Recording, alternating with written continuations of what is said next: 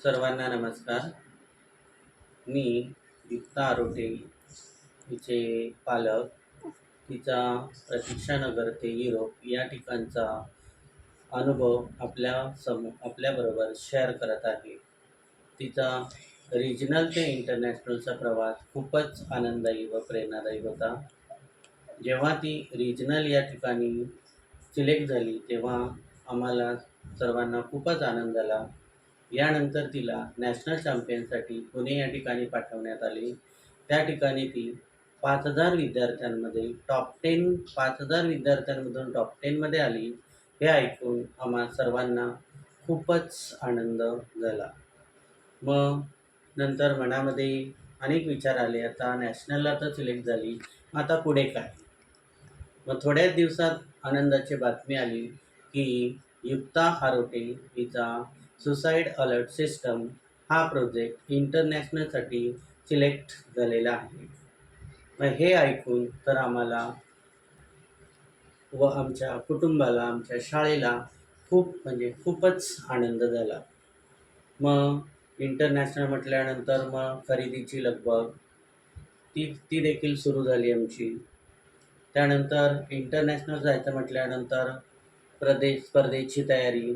मग स्पर्धेची तयारी करून घेणारे, स्पर्धेसाठी 100% देणारे, तिची गायडन्स, तिला मनापासून गायडन्स करणाऱ्या, त्याचबरोबर प्रोजेक्टमध्ये येणाऱ्या अडीअडचणी सोडवणाऱ्या रचिता मॅडम यांनी आपले 100% अनुदान तिच्यासाठी दिले.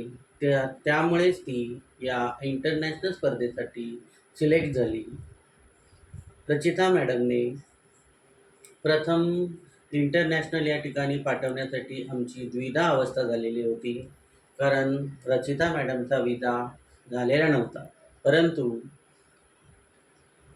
WNS केअर फाउंडेशनच्या मनीषा मॅडम यांनी आम्हाला धीर दिला, आधार दिला की तुम्ही तुमच्या मुलीला फक्त पाठवा, तिची सर्व जबाबदारी आम्ही घेणार.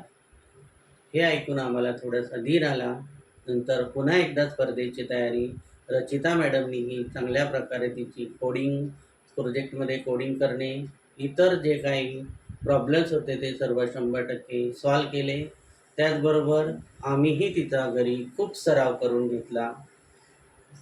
रचिता मॅडम अगदी पॅकिंग करण्यापासून तर अगदी एअरपोर्टपर्यंत सोडवण्यासाठी तिच्याबरोबर आल्या. त्यामुळे आम्हाला खूप आनंद झाला आणि खरोखरच अगदी मनापासूनच सांगायला वाटते की ती 3 डिसेंबर ते 8 डिसेंबरपर्यंतची टूर तिला गायडन्स करणाऱ्या Rachita madam, WNS care foundation, Manisha madam व पायल मॅडम यांच्यामुळे सक्सेसफुल झाली.